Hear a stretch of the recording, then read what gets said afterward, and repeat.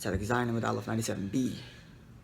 Right, the one was quite a right. 97A, isn't it? What did I say? 97a, I'm sorry, yes. Very, very famous Gemara about the coming of Mashiach. Because, interestingly, although the Gemara just finished telling us not to spend time trying to figure out the date of Mashiach's arrival, the Gemara is about to do something like that. Not to give a precise date or year, but to give the historical arc story of the world,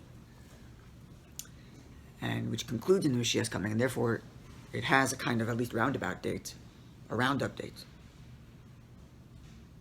Why the Gemara does that, even though the Gemara just said not to get involved in dates, is something we might have to consider as we go along. You consider this is the upper limit, so it has to come by this time, but it could come earlier. Yes. Earlier is where people make speculation, they can mislead people, but this is That's a simple way of it. That's true. That's the obvious way of it's it. the upper limit, and this has to come by this time. Yeah.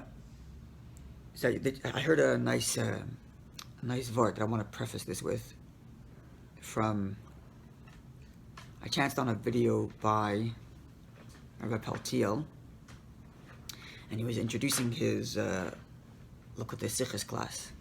That is, he's doing a series apparently for over the last few years, where he's going through the entire story of Torah, starting from Bereshis, and going through each story based on the Rebbe Sichos. So wherever there's a Sicha that explains the story of the Torah, is going through it. And so he's giving like an intro to introduce people to why he's doing this and what this means. And he said the following, which I thought was very, very insightful. He said that the Torah, even the books, especially the books till it gets to the mitzvahs, middle of Shmos, where it's mostly stories, although there are mitzvahs scattered throughout, but it's mostly stories. So he says it's not history in the classic sense. It's not a book of history as in like this happened then and this happened then, this person was there, although there's plenty of that. It's primarily the history of the world's purpose. And I thought it was a very astute way of putting it, a very proper way of putting it, in that the Torah can sometimes spend a few lines describing hundreds of years, and then spend chapters and chapters and chapters, all of which took a span of a month and a half or something. Why? Because these events were more critical to the evolved purpose of the world and how the world evolved towards its ultimate purpose, and therefore it's time to spend more time describing it. Whereas these are less important, less grand in their part they play in the world, history of the world's purpose. So there's less time in the Torah there. So it's a very interesting way of putting it. And I think it's true of this Gemara here as well. The Gemara gives an arc story of Jewish history, of the world history in a way, which kind of connects back to this thing we've been talking about the whole time, that understanding Mashiach's coming, the way Tanya describes it, and others, as not a time that is detached from our world, but rather the ultimate purpose that our world has been coming toward since the beginning of time. And understanding Mashiach in that way will help us frame this Gemara properly, especially as we get into the Rebbe's reading of this Gemara. Is that on the video only? That statement from Paltiel?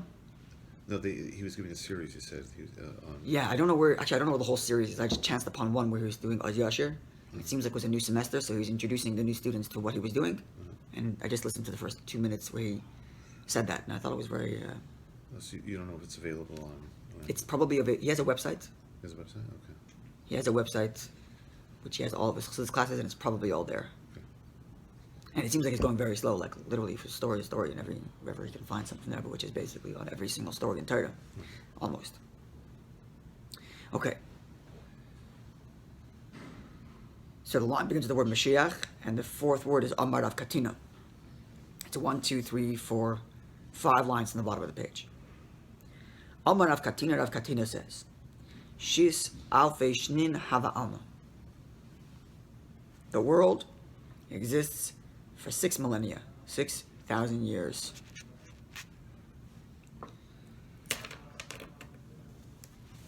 And then, V'chad Chruv, and 1 millennia, 1,000 years, is, Chruv means the destruction or desolation. And the way Rashi puts it, this year, this epoch, this millennia of destruction, of Chruv, is not of the 6th, but rather the following one, the 7th. So you have 6 years the world exists, and then the 7th is a millennia of destruction, of desolation. We'll get into what this means, obviously. Shneimar, the pasuk says, he's going to bring now 3 verses to prove his point. The first, he says, "V'niskav Hashem levado b'mahu," God will be alone on that day, implying that there's a time when God is alone, the world doesn't exist. Not just pre-creation that Hashem was alone, but like Terem Kol Yitzor Nivra, where Hashem was alone. But V'niskav Hashem levado, God will be exalted alone by Yemu on that day. It's a future time. So it's a future time when the world is just God alone. So therefore there's a time when God is alone, and therefore the world is in destruction. This is Afkatina. Amar Abai disagrees. Terei Churov, there will be not 1,000 years of destruction, but 2. How do we know 2? So the Rashi reads it, which we're going to do now, is that we're talking about the 7th millennia and then the 8th millennia. 2 years means after the 6 years. After the 6, sorry, not 2 years. 2 millennia means after the original 6th millennia of this world. There's 2 millennia of destruction. And what's his version of as the verse reads? Yichayenu m'yaymayim, keep us alive, if you will, for 2 days. But Yom Hashlishi, on the 3rd day, Yikimenu, will rise up, and Nichya Lefanav, and will live before you. You just told us keep us alive for 2 days. What does it mean the 3rd day you're going to raise us up? So he explains. So the meaning is, as we're going to see, whenever the verse refers to a day with respect to God, it's referring to millennia. That's a day for Hashem. And if the pasuk is saying, keep us going for 2 days, that is to say, during those 2 millennia when the world is destroyed, don't destroy us along with it. So that in the 3rd one, in the 9th millennia, according to Rashi, we'll be able to live before you. This is the machlokes. If there's 1 millennia of destruction or 2 millennia of destruction. And according to Rashi, both of these millennia exist after 6,000 years of our world. Then the Gemara goes on to say, and here the Gemara brings more psukim, which I mentioned before. The Gemara is going to bring 3 psukim. They're coming now. So Tanya Kavaseder Rav Katina. So Rav Katina and Abaye are Amaraik scholars, sages of the Gemara, and now the Gemara is going to bring a proof, citation to substantiate Rav Katina's view from the Mishnaic age text, which is, quote, Keshem Shash Shvius Mishametes Shanachas the Zayin Shanim, just like the 7th year. Mishametes means you withhold from work. And Rashi says, Mishamet Nasacharov, and becomes destroyed. This is actually on the next word. But the point being, when a person abandons his field, it becomes desolate, becomes chruv. That's why I said chruv, even though it literally translates as destruction, it could be understood as desolation, as an abandoned.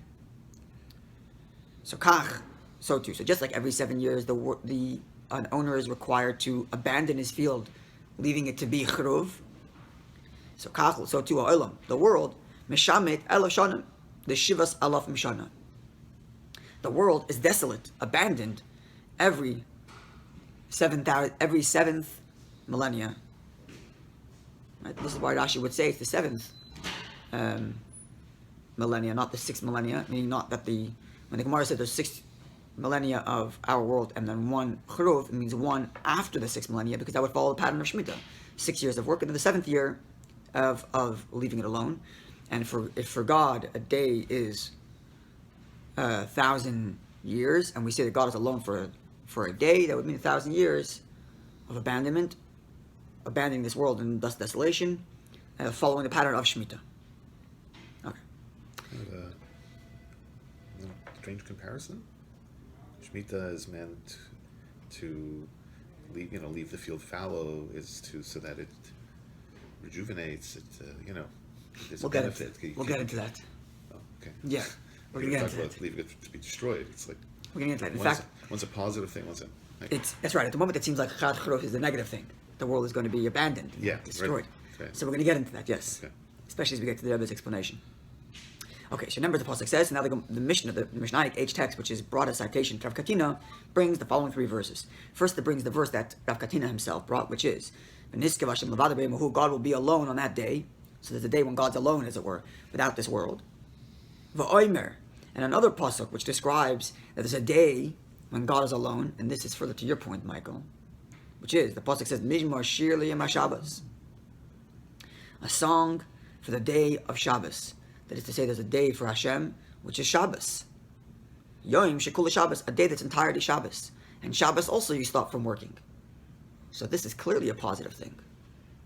We're comparing it to a day of Shabbos, of rest, not non-engagement, right? But it's in a positive sense. But this is the Chad Chruf. You have to understand what this means. Okay, for Omer, the pasuk says, "Ki elav shalom beinecha kiyam esmal," that 1,000 years in your eyes is like one day that passed. This is the verse that proves, or this is the proof that tells us, that indicates that whenever the verse describes a day for God, it means 1,000 years. Okay. Esmal kiyaver, like a day of yesterday that passed. Okay, so let's get into let's understand what this means a little bit. So first we see from Rashi. Let's take Rashi's view to start with. The number one, he does say clearly that the 1,000 years, the millennia of destruction, happens after the 6,000 years of that our world exists. It's not one of the 6,000 years, but it's after. But in terms of what the word churov mean, what desolation means, he doesn't say.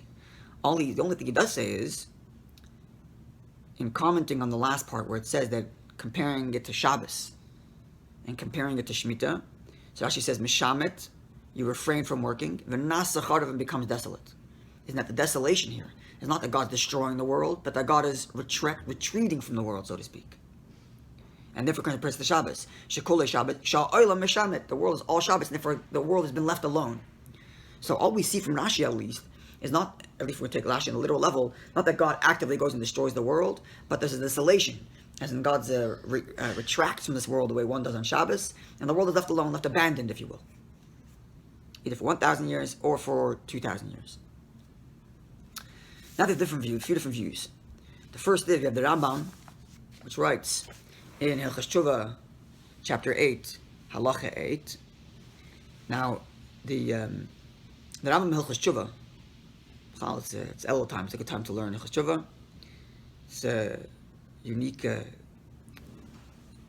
Hilchos Tshuva could be a work unto itself. The truth is, and it has it's a whole own set of commentary. It's really in the same way the Rambam was the first one to codify Jewish belief and Jewish philosophy, as opposed to just halacha and behavior.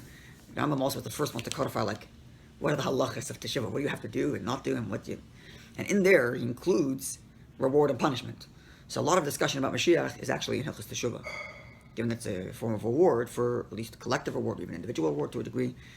And there's an interesting study, and Rabbi talks about this quite a bit, the difference between the way the Rambam describes Mashiach's coming in the laws of Teshuvah versus the way the Rambam describes the Mashiach's coming in the laws of Mashiach, and why he switches the definition. We had occasion to talk about this at once. But anyway, he says like this. He says, why did the Chachamim refer to the world to come as Mashiach's coming as Olam Haba, the world to come? So there are those that implied, and this is to mean, why is the world to come? Because it doesn't exist right now. Which means whatever the world looks like when Mashiach comes, it's nothing to do with our world. Said that I'm not true. That world exists.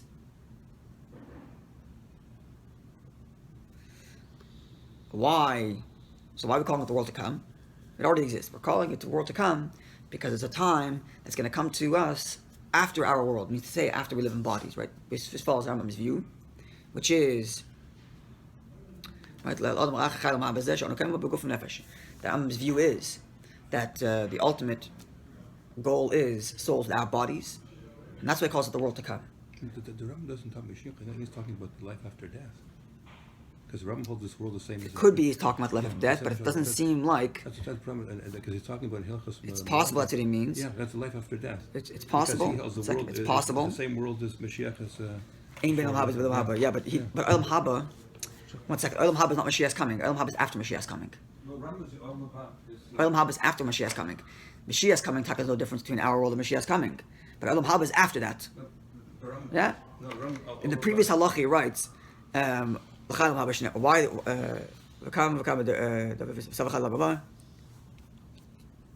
Haba says there's no bodies, and so he's Olam Haba, I'm the Rasul Olam Haba after world Mashiach's coming. No, After Mashiach's coming with life. That's one explanation. Other than the Rambam is talking about seems the to life me- after death. Yeah, you'd have to explain the whole. Yeah, You have to explain the entire Perek that way. It's hard to do that. No, that's right. No, that's what he holds. Yeah, because the Rambam's sheet is No, because I said before the reason why they wanted it. Why do they want Olam Haba? So that they can. They want Mashiach's coming so that they can. The Rambam writes they want. Why do Chacham want Mashiach coming? Because they want a world when they can. that's right here. They want to. Ein Baguf. 1 second. What we're talking about after Mashiach's coming? According to the Rambam, after Mashiach's coming, there's That's no not body. That's not quite the Rambam didn't say that. That's Rambam. It's quite. 1 second. 1 second. Before we get to that, there might be another interpretation, but it seems quite clear from the Rambam that he writes that the reason why the Chacham wanted Mashiach's coming is because they wanted a time that didn't have any distractions, That's right. so that they can learn and serve Hashem better. Why do they want to do that? So they can get to Olam Haba after Mashiach's coming. That's the one Mashiach's coming, because they can get Olam Haba afterwards. The Rambam sheet is that after Mashiach comes, you still have a normal life, and then you die and go to Olam Haba. That's what I'm talking. That's exactly right. But Olam Haba does not mean this world; it means in the spiritual world. That's correct. That's what I'm saying. But I'm not talking. But it means life after death, not life after death now, but life after the souls, now bodies after Mashiach's coming. It's true. That's my point. But there's Olam Haba also now as well. That's correct. That's all he's talking about in Hilchos Tshuva. If you look at the context of the chapter, that's all he's talking about. He's talking about Olam Haba as in the world after Mashiach's coming.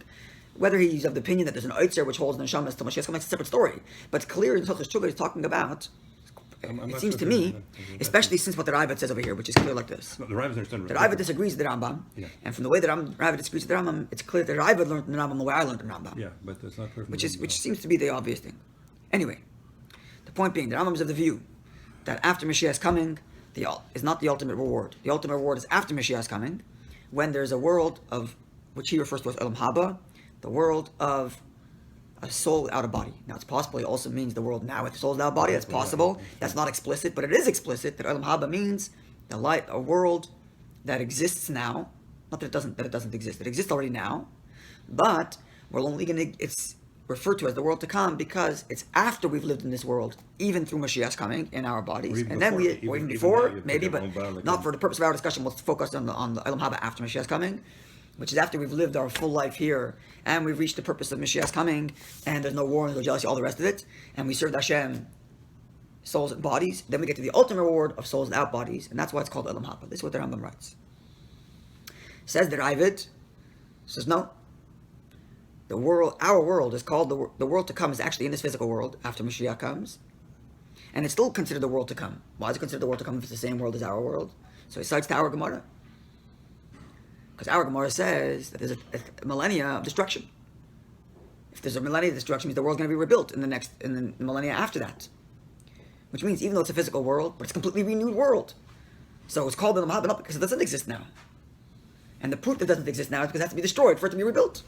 This is the Ravid's view. So it's kind of View. It's kind of like after the Mabul was sort of Maybe. I mean, in a Maybe. way, So, like it's like a new world after the flood. That's right.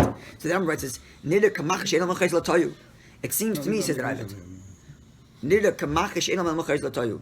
The Ravid says, the famous, the one who disputes the Rambam, fights. That's what I'm looking for. That one Bar Plukta, how do you say it in English? Dispute. Bar Plukta, disputant. And he's constantly commenting on the Rambam whenever he has disagreements, and he writes, "Nida kamachish enam l'chayz l'toyu." It would seem as if the Rambam is disputing the notion that the world's going to return to vanity, to nothingness. Toyu v'avoyu. So, which means, according to the Ravid, that when the Gemara says the world's going to be destroyed, it means literally the world's going to be destroyed and become desolate, literally destroyed. Is according to the Ravid's view.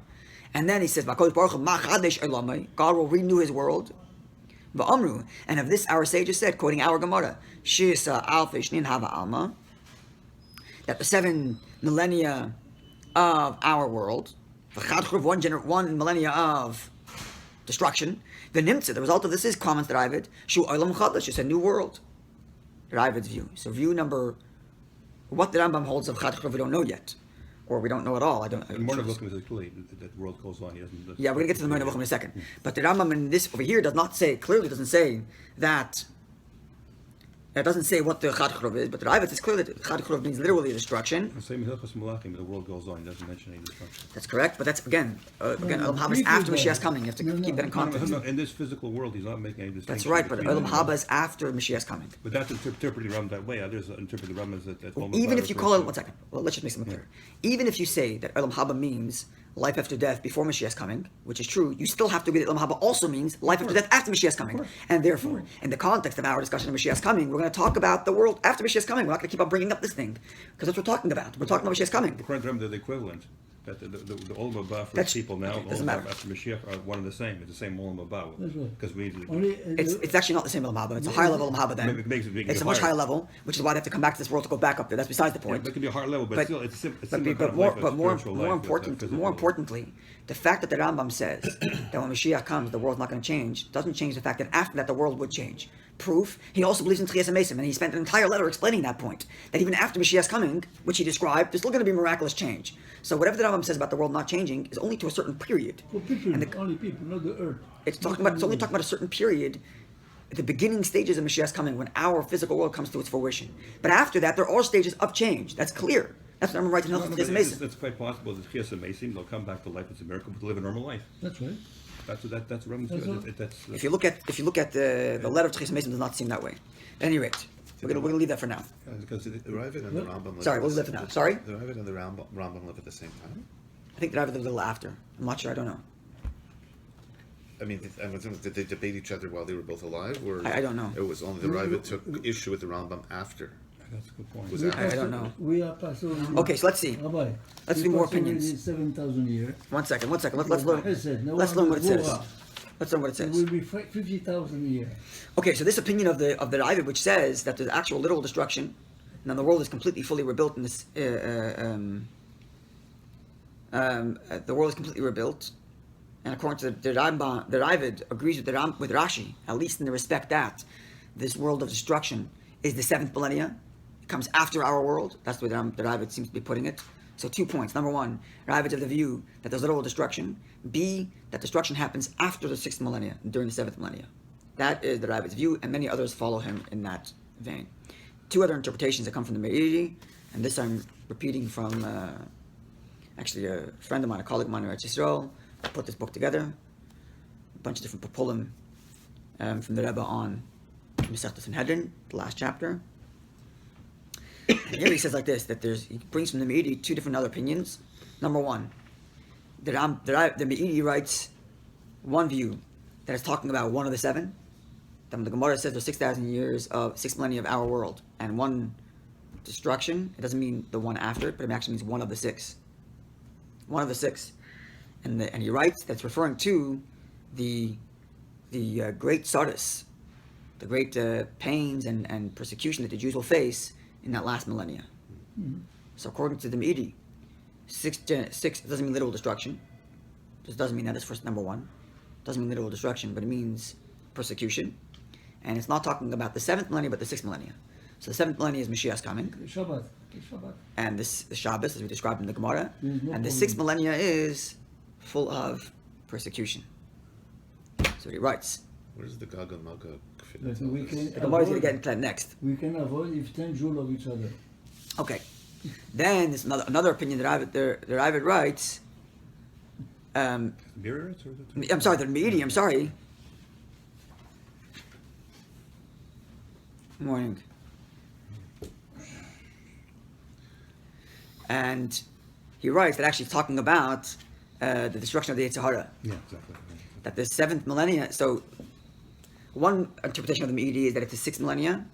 The 6th millennia is the generation of destruction, and it's talking about persecution. The other opinion of the Meiri is that it's talking about the 7th millennia, and it's talking about destruction of the Yetzer Hara. Then we're all tzaddikim. And we're all tzaddikim. Yeah, it's a new world order. A new world order, It's and the that same human beings are different. Same physical world, but we've Okay. changed our perception. Now let's come to the Rebbe's opinion. We're running out of time. Let's see. So much for Tanya. Well, Yeah, no, when Mashiach comes, it's You have to work talking to about it, the 7th millennium when Mashiach comes. Yeah, Right? So when exactly. Mashiach comes, it's not going to be tzaddikim. Yeah. No more struggle. No more struggle, which is why the famous Hayom Yom. Yeah. That when Mashiach comes, we're going to look back at the days of Golus and say we missed the time we could struggle to serve Hashem. That's right. Okay. The Bittul Yetzer, That's right. the new Later, we heart don't and have, the that's new- correct. The new heart and Okay. sprinkle Play the water. football instead of going to the tiny class. No. Nobody That wants says- to go more tiny classes. Says the Could be Brady. says the Rebbe like this. So this is the Rebbe's opinion like this now. Now opinion from the Rebbe. The Rebbe connects this machlekes between Katina and Abaye, whether there's one millennia of destruction, 2 millennia of destruction. The Rebbe connects it to a bunch of other machlekes and specifically we're going to get to. The Rebbe connects it to the Shir Shal Yom Shekol Shabbos. There's machlekes there. Right, there's machlekes in the Gemara.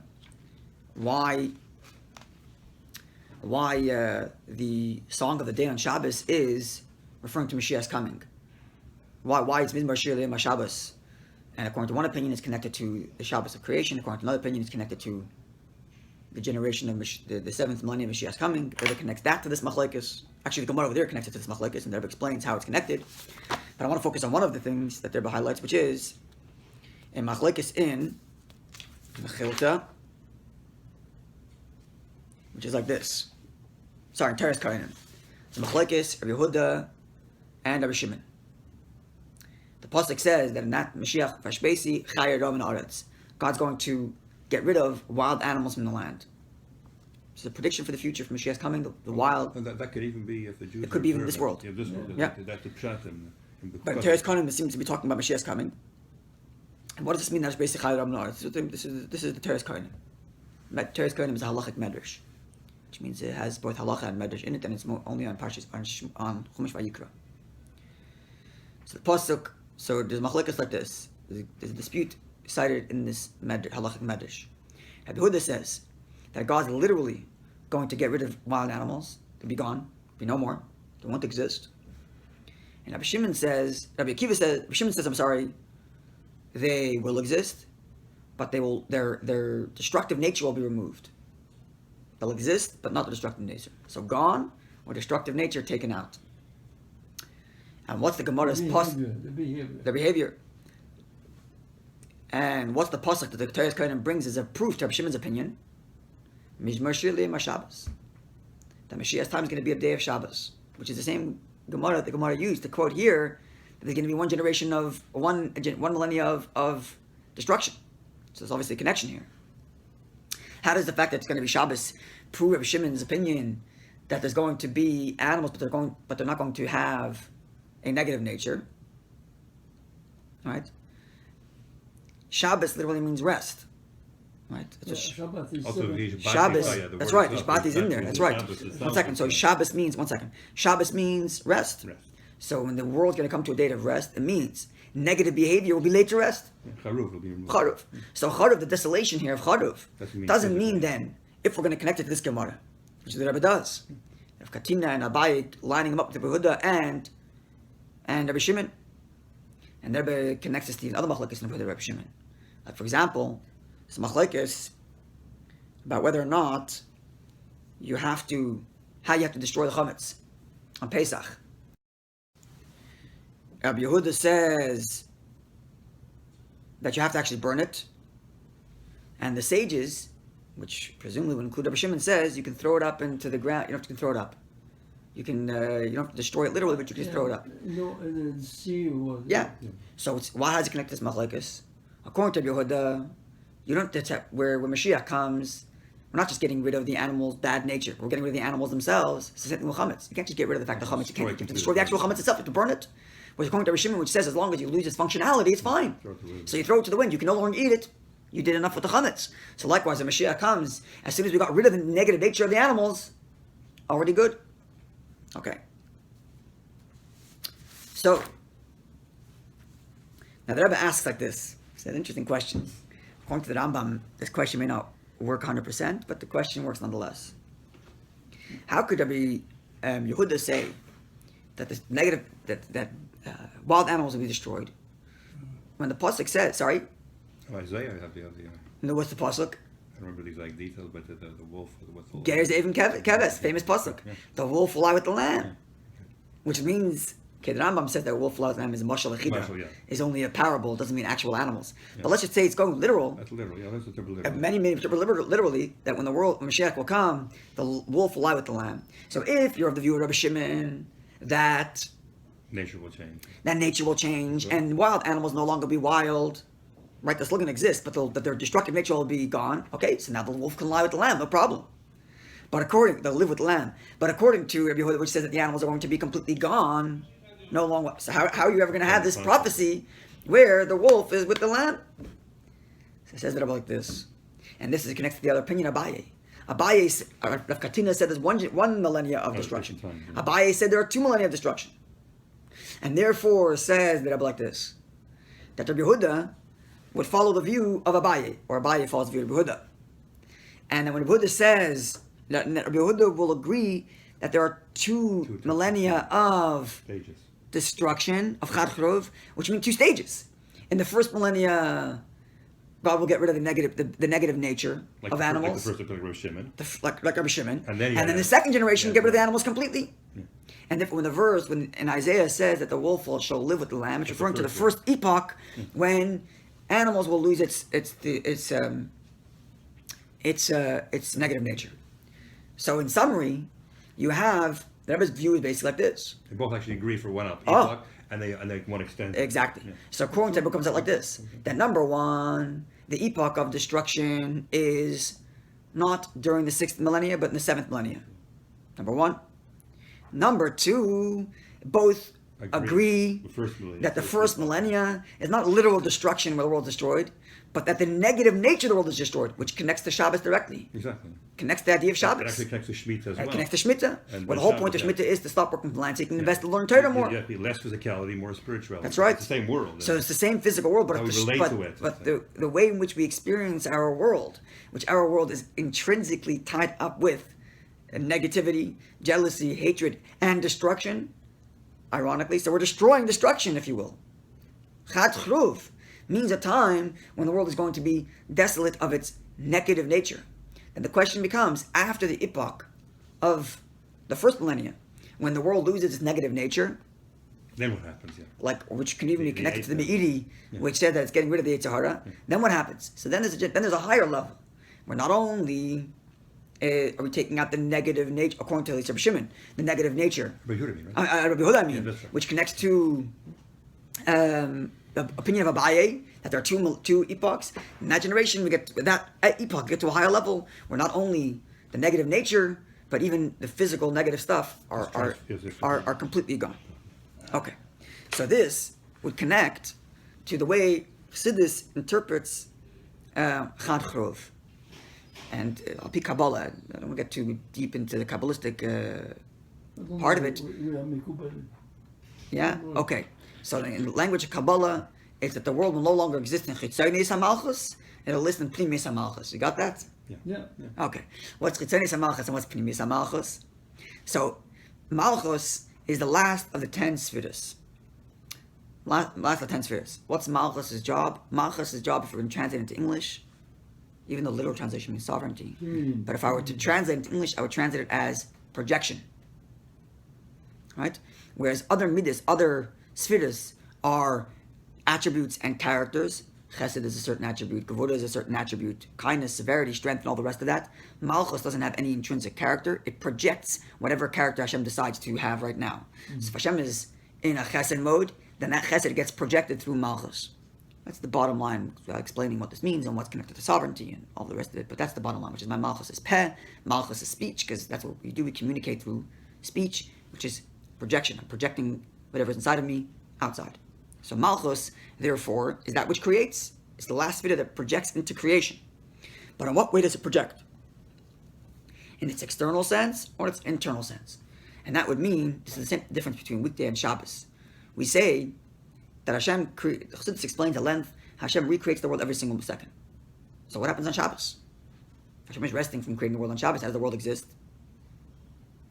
So explains to this, not that Hashem rests in the sense that he no longer does his work, but that all his work, as it were, is done in a rest way. Meaning to say, let's put it this way. In the same way all of my organs function, whether I'm relaxing on the couch, whether I'm working very hard, they have all function, but there's a very different way in which they function. When I'm working, my work is done, my functionality is invested in something that's external from me. That's like the world of the weekday, where Hashem creating this world, but Hashem's creating a world that's, so to speak, disconnected from him. at least in their conscious experience. Whereas Shabbos, when I rest, my body functions, but my body's functioning all about me. All the effort that I put in the week retreats back within me and gets rejuvenated. But not that I stop existing. I still live. So likewise on Shabbos, the divine energy that's invested in creation exists in creation, but now it exists in creation in such a fashion that it's being rejuvenated, and it's not God investing in a world outside of him, but God is investing in a world that's within him, even in his conscious experience. So it's true, Taka, that most of the world does not experience this, but for those who experience Shabbos, and anybody who's experienced Shabbos knows exactly what I'm talking about. If you experience Shabbos and you follow the halachas of Shabbos, you know that on Shabbos you live just like you live the whole week, physically speaking, but it's a whole different life. It's a world that's detached from the... Somehow people have the capacity to, no matter what stresses are going on in the week, they don't exist on Shabbos. They're living in a world that's one with Hashem. And that's what Primis HaMalchus means in the language of Kabbalah. And that's what Chad Chruv means. One generation of Chruv, and Chassidus explains, and connecting to the idea of Shabbos, is that the world gets elevated to where it no longer exists as a consciously separate entity from Hashem, but rather a world where it's fully conscious of its one connection to Hashem. Like breaking the wall, so to speak. Breaking the wall, breaking the barrier Barriers, that separates between our conscious experience and the truth. Destroying the world, they're breaking the barriers. Yeah. That's correct. So Olam Mishtamit, the world becomes desolate, meaning to say our engagement in materiality is desolate, because our true engagement is a full connection with Hashem in this Yom Shekul Shabbos, is there, it's all Shabbos. May we merit that speedily without delay. By the way, More on this coming tomorrow, God willing. On the pasuk itself in Isaiah 2:17, that Radak, let's give a pshat. Which pasuk? The Sach Gabu Hadam. Sorry? That the people that are high become low. The Shafaru manishing people that are high become lower. Yizka Hashem Levada B'Yamu. It doesn't mean Hashem is alone. It means Hashem is recognized as the sole source of like. Oh, so I want to get to that. I've got that. Thank you for bringing that up. That destruction of the world, the destruction of the political order. That now Hashem. See, one shot means Hashem is alone. Nothing else. Yeah. That's literal. But no, it means Hashem is alone as the leader. So I want to add something else to that on a Chassidic level. Yeah. That I wanted to mention that I forgot. Yeah. Which is that for the pasuk says, "Ani Avai Eloheinu Nisi." I am God, I don't change. In the same way that God was alone before the world was created, Hashem was also alone now the world is created. It's not as if like, so what does it mean? Hashem Levada B'Yamu, that God will be alone in that day. Sorry? He's busier. Yeah, but what is it? But the point is he's not. Oh, yeah. The point is he's not. So what does it mean that God's going to be alone in that day? And now what? God's not alone on today? Only in that day? So it gets back to how we experience it. God doesn't mean alone. It means also to be Elevated alone. Unique. Levada alone, but he's still elevated now also. Yeah, but He's also elevated now. What's the difference? The difference is whether or not we experience. So in other words, the unity of Hashem, Hashem Echad Shmo Echad, the unity of Hashem existed before the world's created, exists while the world's created, and will exist after the world is created. What's the difference? The difference is, before the world is created, there is no other. There is no human being. There's no human beings. After the world is created, there's human beings. And human beings see themselves as separate from God's unity, although it's only in our perception.